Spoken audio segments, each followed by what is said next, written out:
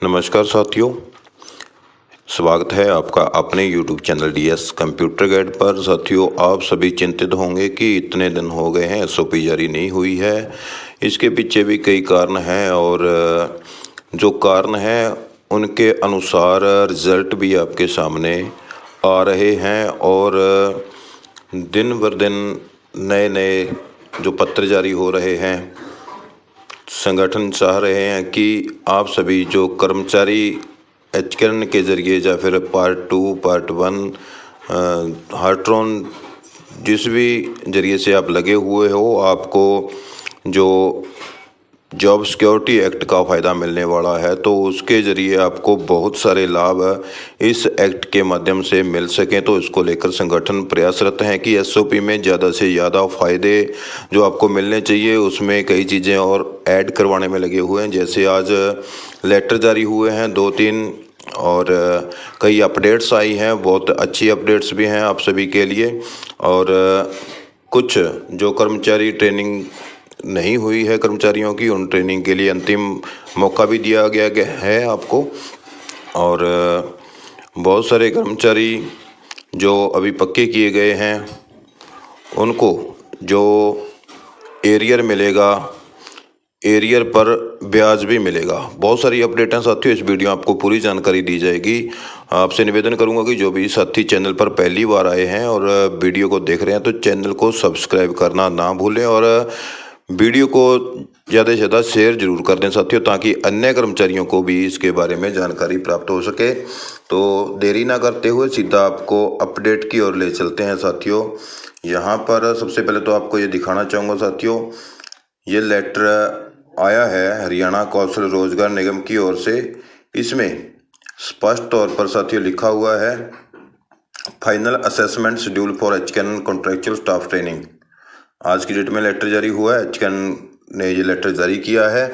बहुत सारे कर्मचारी जो अभी भी स्किल एनहेंसमेंट की ट्रेनिंग से वंचित रह गए हैं, उन्होंने पहले किसी भी वजह से उनका नाम आया था लेकिन उन्होंने ट्रेनिंग वो नहीं कर पाए और उनको अंतिम मौका यहाँ पर दिया गया है। उसके बाद उनको कोई नोटिस दिया जा सकता है या फिर ट्रेनिंग के लिए कोई ना कोई ऐसा प्रावधान किया जाएगा, लेकिन ये अंतिम मौका हरियाणा कौशल रोजगार निगम द्वारा ये लेटर जारी करते हुए दिया गया है कि निश्चित डेट और निश्चित समय पर अपनी अपने ट्रेनिंग जो निर्धारित की जाएगी 22 मार्च और 23 मार्च 2025 को। तो फाइनल असेसमेंट जो ट्रेनिंग है वो हेल्ड की जाएगी। उसमें जो भी सेंटर आएंगे वो सभी कर्मचारी जो वंचित रहते हैं ट्रेनिंग से उनको फ़ोन के माध्यम से बता दिया जाएगा और मैसेज भी आ जाएगा। तो वहाँ समय पर पहुँचना सुनिश्चित करने के लिए लेटर जारी हुआ है। अंतिम ये मौका दिया जा रहा है उन कर्मचारियों को जिनकी ट्रेनिंग अभी तक उन्होंने ट्रेनिंग में हिस्सा नहीं लिया है। तो एक आधार कार्ड की कॉपी साथ लेकर जाने के लिए यहाँ पर बोला गया है, फैमिली आईडी के लिए बोला गया है और जो आधार कार्ड में मोबाइल नंबर भी अपडेट होना अनिवार्य है। तो यहाँ पर schedule for HKN staff final assessment schedule इस लिस्ट के साथ लेटर के साथ लिस्ट भी जारी की गई थी कर्मचारियों की। वो लिस्ट हम आपको नहीं दिखा रहे, आपके पास खुद ही उसका फ़ोन आ जाएगा।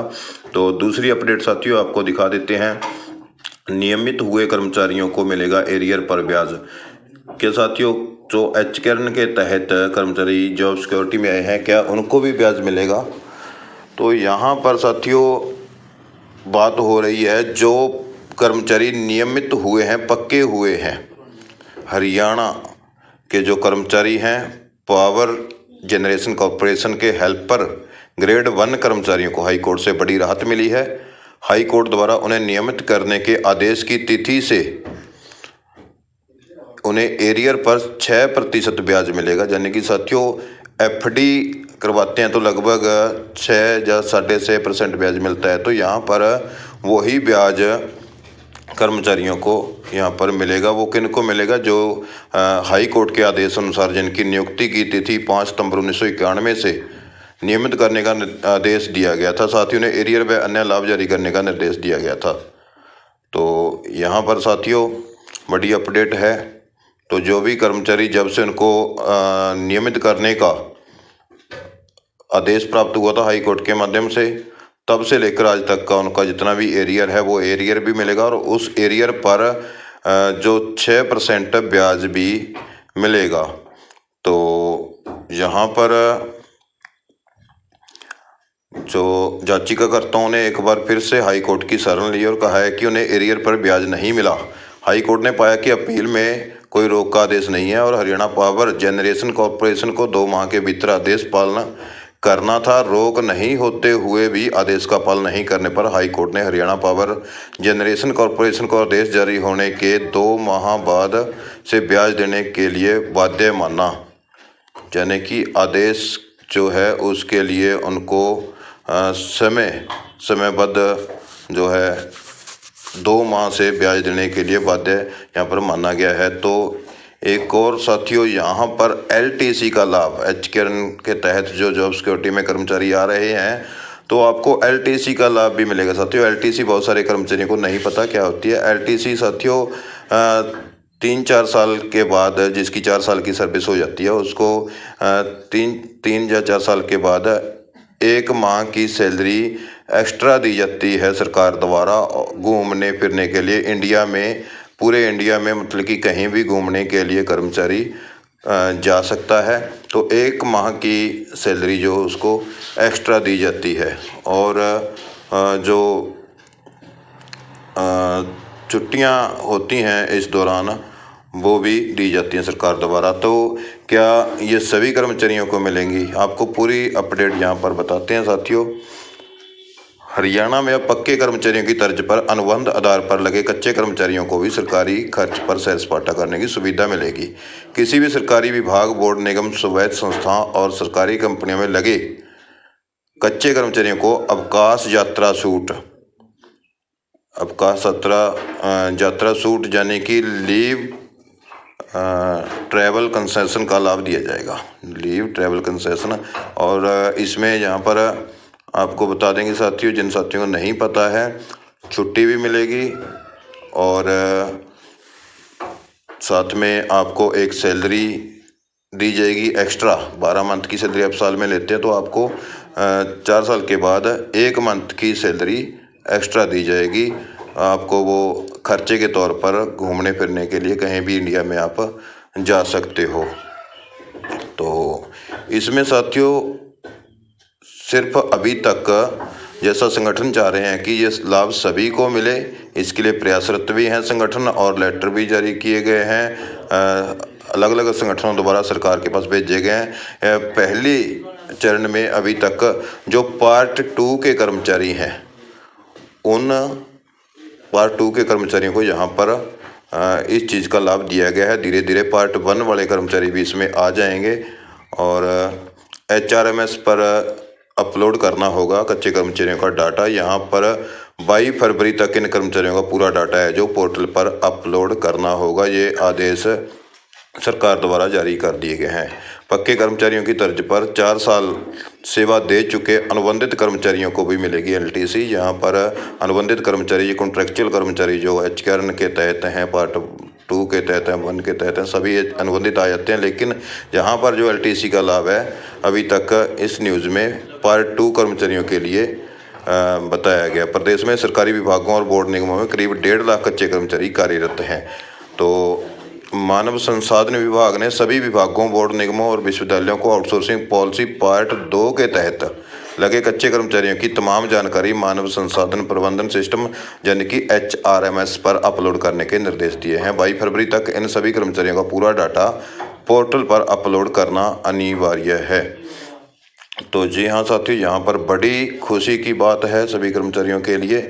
गृह नगर से लेकर यानी कि अपने शहर से लेकर देश के किसी भी हिस्से में सैर सपाटे पर जाने के लिए सरकार पात्र अनुबंधित कर्मचारियों को LTC में 1 महीने की तनख्वाह देगी। दरअसल बड़ी संख्या में कच्चे कर्मचारियों द्वारा LTC मांगे जाने पर कुछ विभाग ने वित्त विभाग से पूछा था कि क्या अनुबंध आधार पर 3 बार नियुक्ति पाने वाले कच्चे कर्मचारी को LTC दी जा सकती है।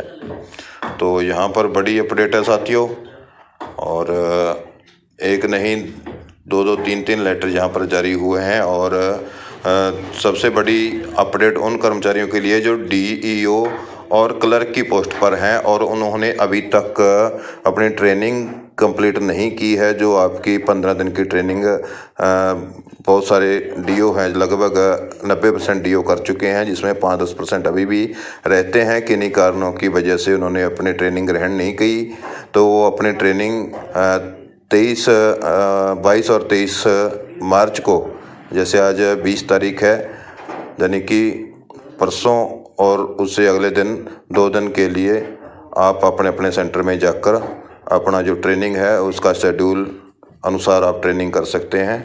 तो आप अपने साथ जो भी दस्तावेज मांगे गए हैं वो ले जाना सुनिश्चित करें, क्योंकि अगर आप ट्रेनिंग नहीं करते तो आने वाले समय में आपको बहुत सारी दिक्कतों का सामना करना पड़ सकता है।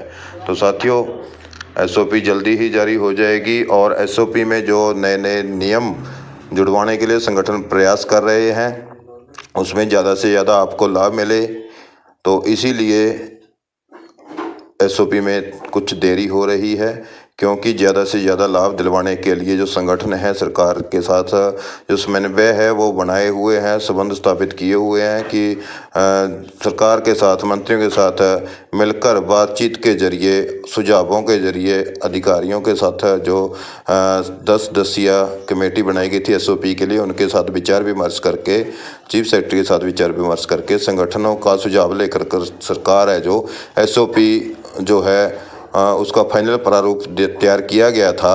लेकिन उसमें संगठन है जो उनको कई चीज़ों की कमी लगी और उन कमियों को दुरुस्त करने के लिए ही सरकार से दोबारा संगठन प्रयासरत हैं कि उनमें कुछ उन कमियों को दूर करते हुए कर्मचारियों को अन्य लाभ भी दिए जा सकें, ताकि कच्चे कर्मचारी भी अपना 58 साल तक एक सम्मानजनक जीवन व्यतीत कर सकें और उनके जो परिवार हैं, बच्चे हैं, वो भी एक सम्मानजनक जीवन व्यतीत कर सकें। तो साथियों, अभी तक के लिए यही अपडेट थी।